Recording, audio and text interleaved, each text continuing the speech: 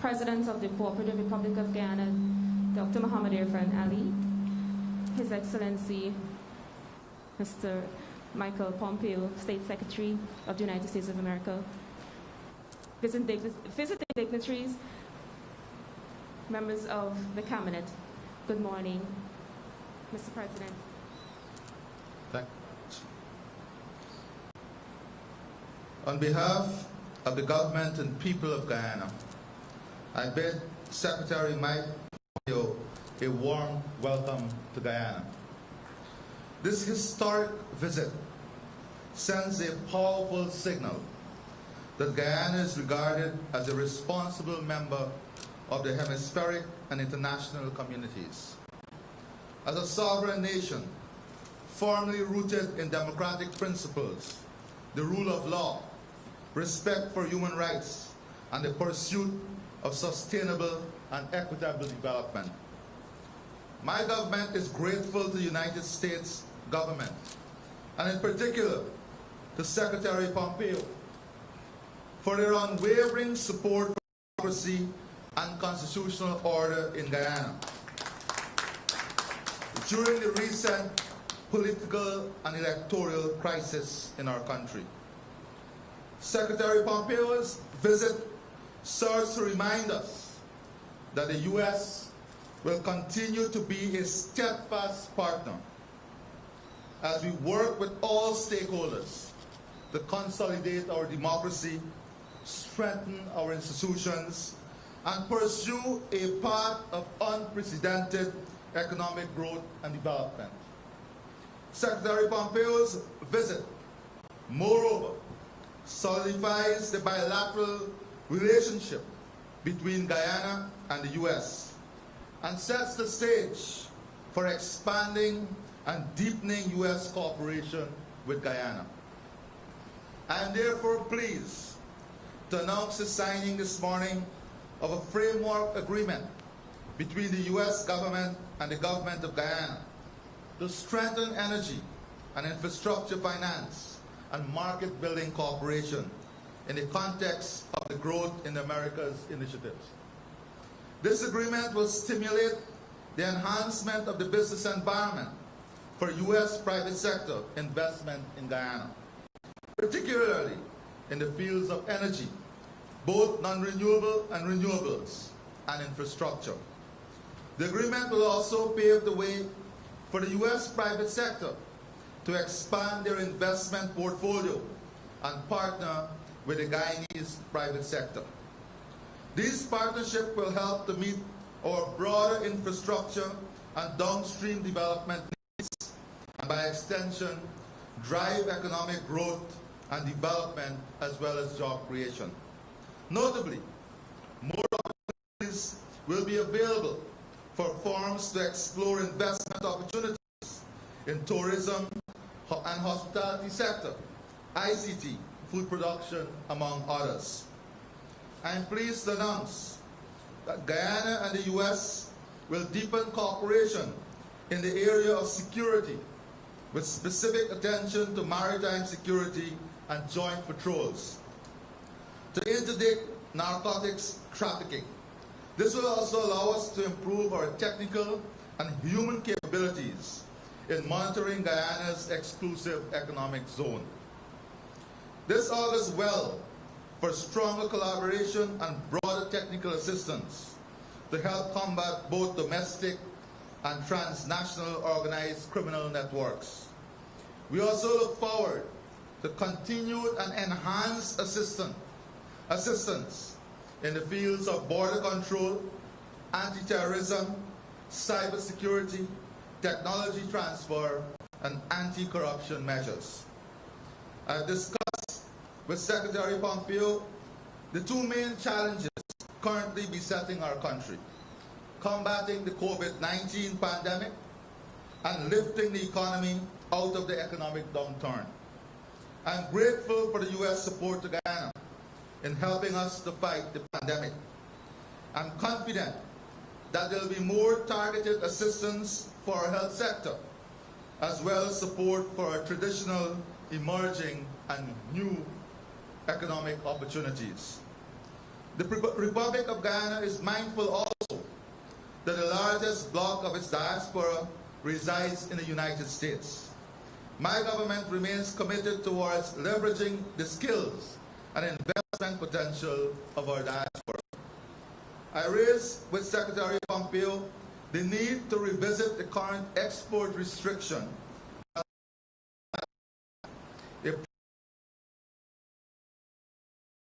in the Guyanese diaspora.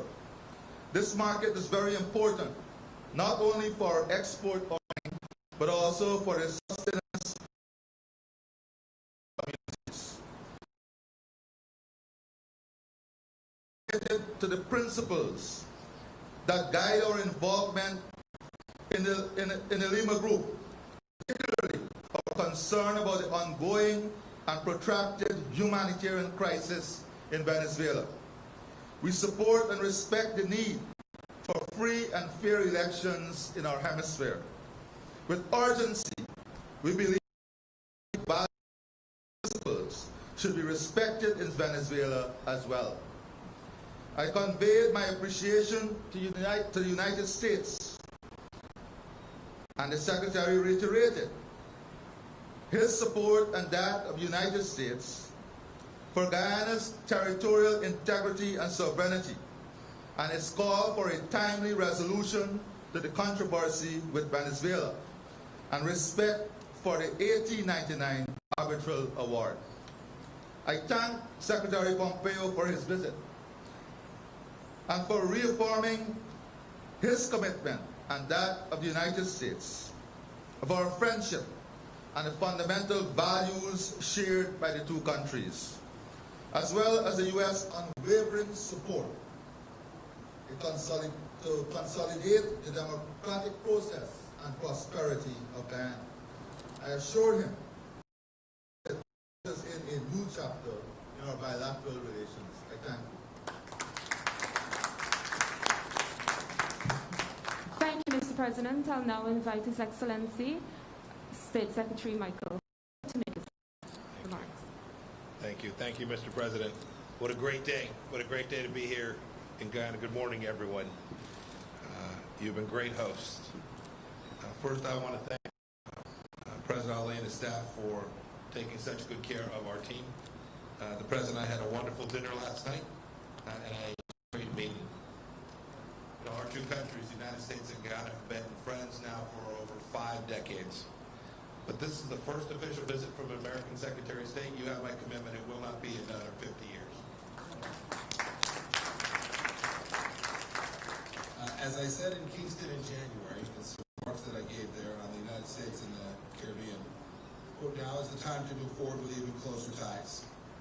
I meant it then, and this trip, our meetings are proof of that. And what a moment to be in Guyana. We know that Guyana's people cherish democracy. They cherish freedom. They value free, fair, and transparent elections, just as Americans do.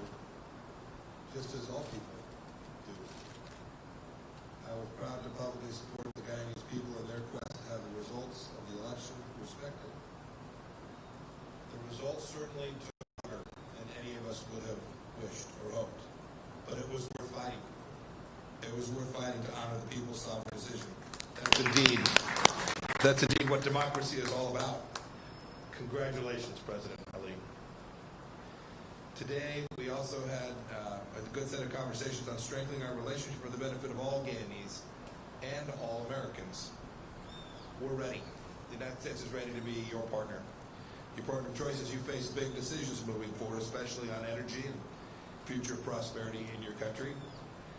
That's how Americans will help produce local jobs and sustainable growth for the people of your country. You should know that the United States AID that works as part of the State Department is on the same page too. I'm proud to announce this morning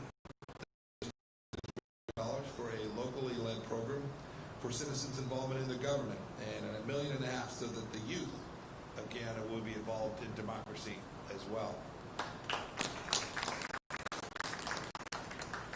I must say, as I watch and I listen, and I've been reading and preparing for this trip, the Guyanese are leading. their nation's journey to self-reliance. You should be proud of what your government is achieving for you. We just signed a new agreement under the Growth in Americas initiative. Guyana is the second Caribbean nation to join that agreement. It demonstrates that the United States wants to model the private sector, not state-owned enterprises, because that model, that investment model is superior, will deliver real good things for the people of your country. It'll bring both those jobs, frankly, jobs to America as well, and it'll increase cooperation on environmental issues, just like potential spill responses. The last economic piece our governments are working on is to increase trade and foreign direct investment here. The President mentioned catfish. I used to catch catfish when I was a young man. One great thing is that we're getting the information that's needed. We'll work with you. We'll put it through the U.S. regulatory process and the WTO review process, and I'm confident we can get a good outcome. There's a lot of places where we had a chance where we'll work. Our security agreement to counter narcotics trafficking, something that has decimated so many nations all across the world, will enter into force on Monday. Our law enforcement, American law enforcement, can now cooperate against traffickers at sea. This will make the entire region and Guyana even safer. Finally, we talked about the need for democracy in Venezuela and an end to the illegitimate regime, a man who's denying that very democracy that the Guyanese people so love, denying that democracy for the people of Venezuela. You've been a strong partner for us on this issue. You've supported statements through the Organization of American States and through the Lima Group. The United States has now allocated $5 million to help Venezuelans in Guyana who have had to flee from Venezuela to Guyana to escape the horror and brutality of the Maduro regime. I trust that that cooperation will continue, and I want to express my personal appreciation for Guyana's hosting of the Venezuelans that have crossed inside of your country. I'm confident, Mr. President, we'll keep working together and we'll do great things alongside each other. I'm grateful to see that you share this view of the importance of our relationship, and thank you again for hosting me here today. Thank you, Mr. Secretary of State, and welcome to Guyana. We'll now take a few questions from the core, and we'll take the first question from Guyana. Neil Marks, I see your hand up. Good morning. Mr. President, can you talk more about the scope of the Growth in the Americas initiative? Are you interested in prioritizing particular areas at this time? And I was curious about the State Department's briefing on this issue, and it's talked about sovereignty. Is America going to support Guyana's exclusive economic zone? And Secretary Pompeo, if I could ask, the International Contact Group on Venezuela has circumstances are not right for EU observers to go into Venezuela. I was wanting to know what the EU on this, particularly around the Secretary for Economic Affairs in Taipei and Chinese aircraft in Taiwan. I'd just like a reaction to that, please. Thanks, Neil. Yes, Mr. President. Thank you very much for those questions. First of all, the framework agreement, as I would have said, gives an excellent opportunity not only for the mobilization of capital, U.S. capital, and the mobilization of the U.S. private sector to participate in the wide-ranging economic opportunities and that would take place here in Guyana, but more importantly, it has to deal also with the transfer of knowledge, the transfer of technology, cooperation, building capacity between the U.S. private sector and the local private sector, and taking the partnership beyond the two governments to the private sector, so that you will have greater integration of the private sector and greater participation. And that is what we want. We have a large diaspora in the U.S. We have great opportunities here, and we want to see more investment. We have said this before. We want to see more investment and more private sector interest from the U.S. So I think this agreement not only sends the right signal the foundation for that collaboration, cooperation, transfer of technology, and more importantly, building of local capacity here in our local private sector. In relation to our exclusive economic zone, it is not only from a maritime perspective, because we would have raised also with the Secretary radar coverage of our exclusive economic zone, which is critical at this time. We have had various difficulties, and I think we welcome any help that would enhance our security, that would enhance our ability to protect our borders, and importantly, enhance our capability and ability to ensure that we go after criminal elements, and this allows us to enhance our capacity, and it builds that partnership and gives us that additional capacity that is so needed. Thank you. Thank you, Mr. President. Mr. Secretary of State, would you like to respond? Yeah, so I'm happy to answer your questions, but I want to echo something President Ali said. You know, the two agreements we signed this morning are not disconnected. Right, greater security, greater capacity to understand your border space, what's happening inside your exclusive economic zone. Those are all things that give sovereignty, the capacity to control its space, and the rule of law, property rights, the things that you all value in democracy. These things are connected. I will say this too, that there was lots of conversations about how there might be more foreign direct investment from the United States. Sometimes I hear, oh, we don't want foreign direct investment, we're concerned about our sovereignty. I would posit this for everyone watching today. The model is to build on the best things of your country. We'll show up, we'll bring capabilities that are much needed to develop resources, develop infrastructure for your country, but we don't do so with political strings tied to them. We don't operate the way other regimes do, who might show up with money and then demand political retribution, or worse yet, engage in activity that is corrupt.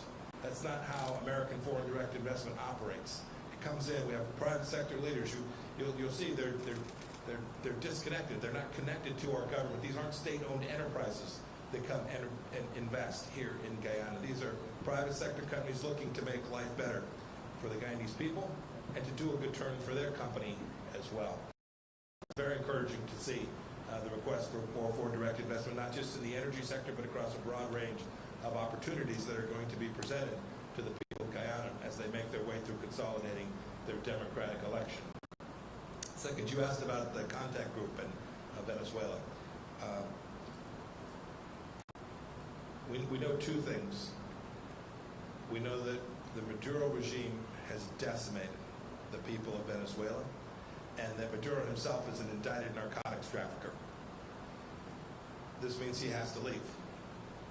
For the people of Venezuela to have the democracy that they need, the Cuban security forces must go, and Maduro must leave. And so the efforts to do that, to put diplomatic pressure and to support the Venezuelan people who desperately want that same objective, are the aims of the contact group in the EU, the Lima group, the OAS, the United States, dozens of countries that have made clear that Juan Guaido is the duly elected leader of Venezuela. This is the objective.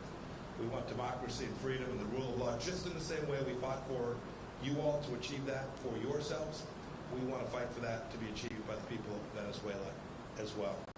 And then your final point was about Taiwan. We sent a delegation to a funeral, and the Chinese have apparently responded by military blustering. I'll leave it at that. Thank you very much, Mr. Secretary of State. I'll now invite my colleague. For our next question, let's go to Sean Tandon, please.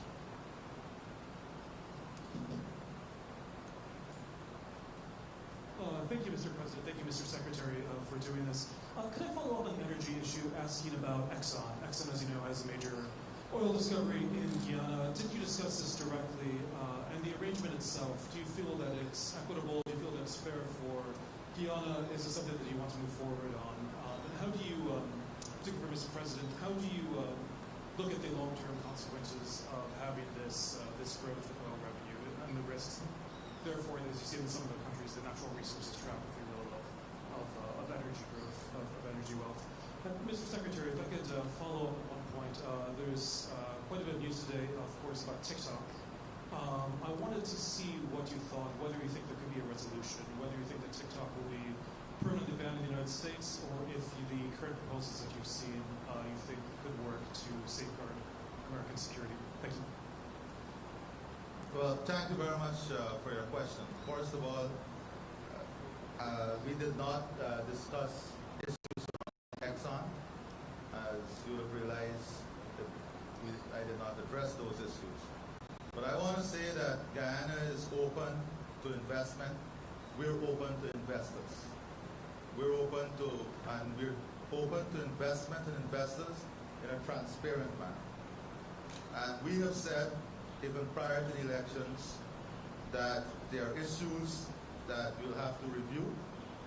And as you're aware, we have at the moment a review in terms of the Payara license that is being done. And we have subjected ourselves to professional guidance. And at the end of that review, the government, of course, will have to make an informed decision. Secondly, we have also committed ourselves to arm's length relationship with the management of the sector from a political perspective. So you would not see, for example, a petroleum commission that is controlled by politicians. The management of this resource must be done by competent and qualified technical persons who can ensure that we get the best output from our oil and gas resources. But for us, oil and gas is a great impetus to the more macroeconomic vision for our country. It allows us to build, to expand and create environment in which our traditional sector will become competitive, and also gives us additional resources that we can transform the country from an infrastructure perspective, but more importantly, in building out the new economy that was focused heavily on knowledge, a knowledge economy, ICT, health and education as export commodities, expand our agriculture. We have a massive market in CARICOM that we can take advantage of, but we have to become competitive. We have to have economies of scale. So the resources will help us to grow these sectors that will bring additional wealth, create new jobs, and expand economic opportunities for our country. That is what is important for us. So oil and gas, I can assure you, will be managed by technically competent people. And of course, we are now relooking at the Sovereign Wealth Fund. To take away, there was a legislation that was passed that had tremendous powers onto the minister who was responsible. We have to remove that, remove those overwhelming power that is assigned to the minister, so that we can have greater transparency and accountability in the management of this sector. But we are committed to supporting investment in the sector, and we are committed in ensuring that Guyanese benefit from these investments. That is why we've established a technical task force to look at local content and to see how we can not only support the local private sector, but how we can build a capacity and ensure that they benefit from local content. Thank you very much. Thanks for the question. I'll follow up on that. This is the American model. The negotiations with the Guyanese government are between Exxon and the Guyanese government. Look, they've encouraged us to assist in foreign direct investments. We'll do the things we can to help American companies be successful, have access, have opportunities to engage in fair and transparent business dealings with Guyana. And then we did speak about one piece of this, which is that we want to make sure that the same things that President Ali just talked about happen. We want the wealth that is created from these opportunities that belong to the people of Guyana go to all of the people of Guyana, and do so in a transparent, fair way that reflects the democratic election that was just held. I know that President Ali shares this goal as well. You asked a question about TikTok. I don't have much to add to that this morning, other than to say we've been focused on this for some time now. The details of the various proposals that have been presented, I can't speak to, other than to say our goals are really very straightforward. Protecting American information and data from ending up in the hands of the Chinese Communist Party.